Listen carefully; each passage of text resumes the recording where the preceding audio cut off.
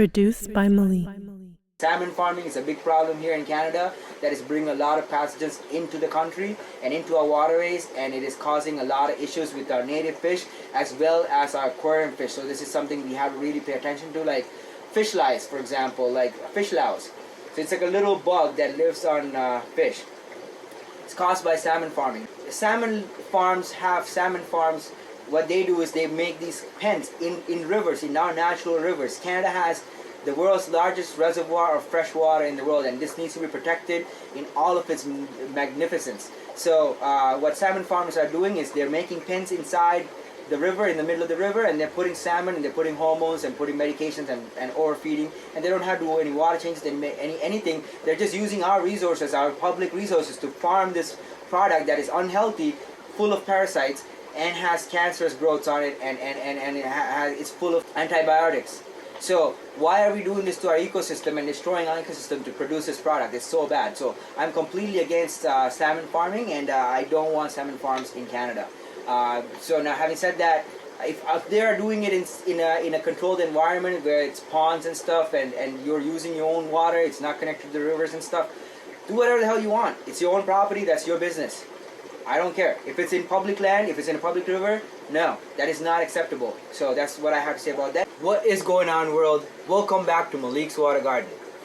I've actually had a question that's been bothering my mind for the very longest time to me, and I really want to put this question out to you guys and ladies, and ask your opinion on this, especially if you are a chemist or a microbiologist or anybody like that. I know a lot of the people subscribe to my channel are academics, people that have a higher education in other fields. So if you do have knowledge in this regard, please share and comment below and let me know what your thoughts are. So my question is, really and truly, is there beneficial bacteria in your aquarium water? Now, so this water in here, if I were to take water out of here, is there beneficial bacteria in this water? My thought is yes. I mean, it might not be at the same concentration as there is in my filter or on one of the ornaments or whatever, but I totally believe that the water itself does contain some beneficial bacteria. I mean, it might just be small amounts swimming around or whatever, and essentially I believe that there is a benefit of using aged tank water in a new system. My tank water is not that dirty at all. This tank actually has less than 10 parts per million of nitrates. Hasn't been water changed in more than 3 weeks now, and they are still doing great. I mean, I took some water out of there yesterday and I checked the nitrates to see if I can do a larger volume water change in one of my other tanks, and the nitrates was in here was good enough for me to actually take water out of here to move into my other tank, which is something I often do with a lot of my tanks, like especially this guy here. This actually does have about 25 parts per million of nitrates right now, just because there's fry in there and I'm feeding a little heavy, and I haven't gotten on top of my water changes because of the last ick outbreak. Also, stay tuned till the end of the video. I'll talk about ick medications and my own experiences throughout the years, as well as pros and cons with some of these stronger medications.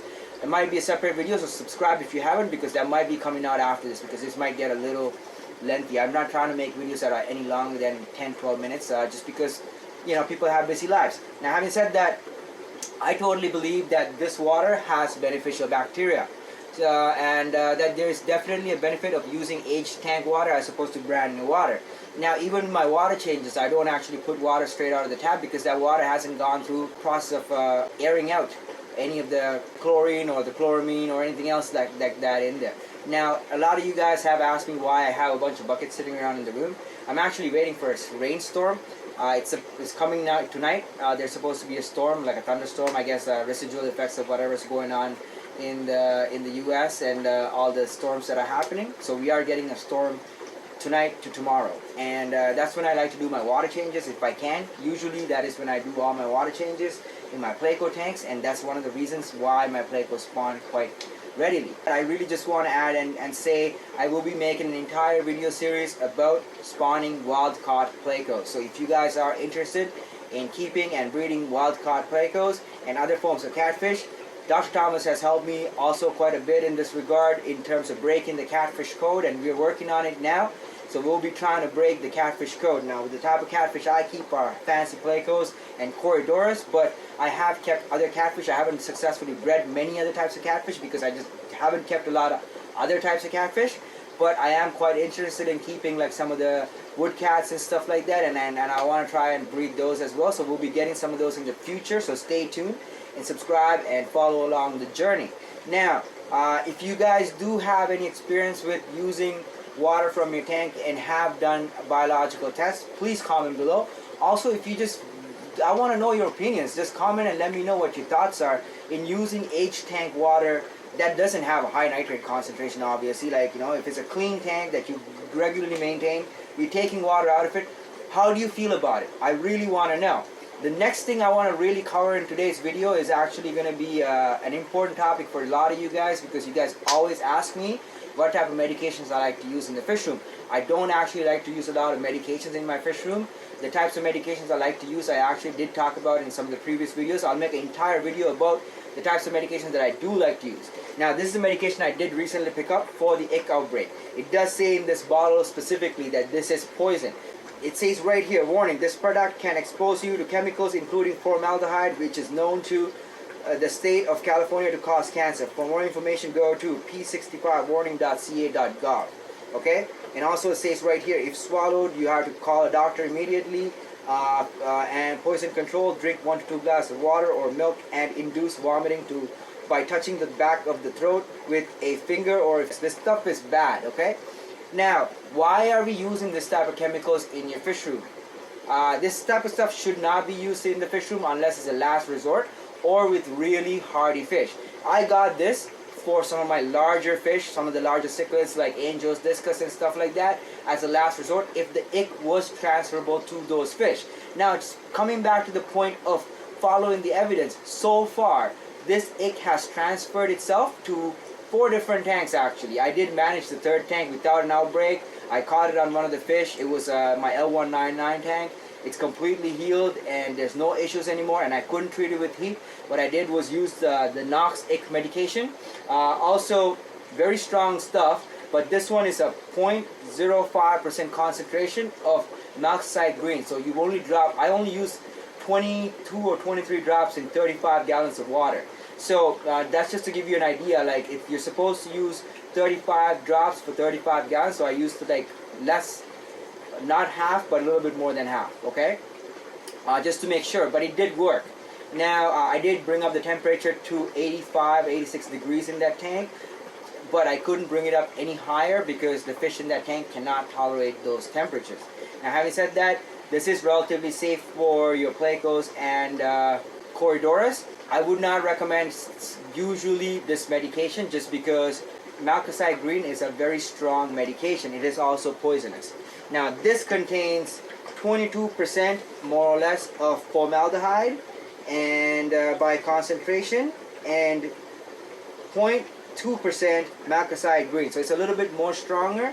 I can use this on things like discus, but the problem with using this type of medication, and I've actually learned this through experience, it can sterilize your fish.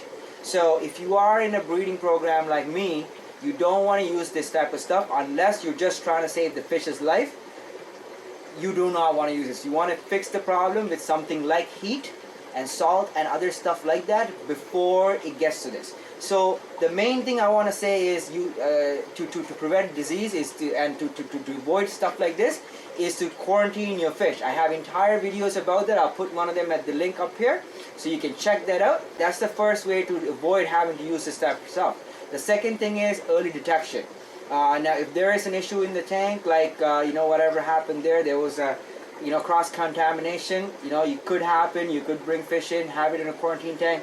You could accidentally put your hand in that tank and put your hand in the other tank. Also, this recent ick outbreak, a few different prominent people like Dr. Thomas as well as Jason and a few other people told me that it could be transferring with moisture. So like even water droplets, it could transfer just by me using my hand in there accidentally. I'm putting food in each tank after I touched the tank with ick by accident, or just some water that fell out of it. So I've been keeping everything covered, trying to keep the lids on, trying to do all these things. Now, having said that, so it could transfer. Now, the second important thing I think everybody needs to be doing is early detection. That is to make sure you always monitor your fish regularly, like a daily basis at least, once a day or every other day, if not once a day, because we all do have busy schedules, and make sure your fish are acting normal and looking normal and there's no signs of discomfort. If there is an issue, you want to remedy that right away. And even now, I'm still learning through all these experiences, because these diseases could be evolving. There's new diseases that come in. There's diseases that we have never seen. These things are the third line of defense, I would say, quarantining and detecting. Now, the fourth thing, I think, I'll be on 3 or 4. I think this is quite important, is to have healthy fish. So feed your fish a healthy diet.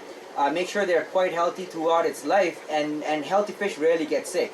Now, having said that, I didn't actually get any egg transfer to any of my barbs or Danios or tetras, which was odd with this particular type of egg, because it had transferred between several tanks and it didn't transfer to any of the barbs, Danios or tetras or cichlids. Now, I did have the temperature quite high, so the transferring rate was probably quite low at that high temperature, but even at 86 degrees, it did manage to transfer over to my catfish and pleco. So that is something I experienced and observed and documented, and I want to add that to this report and say we have to follow the evidence. So this is what the evidence is, and what conclusions we can come out of that is up to each of us. And my conclusion is this particular type of parasite is more detrimental to catfish types. So that's my conclusion. I mean, that's not a scientific conclusion, but from the experience I had and the evidence that I gathered so far, that's what the evidence seems to lead with my case. Now, it might be different with other people, it might be different with other parasites, we don't know.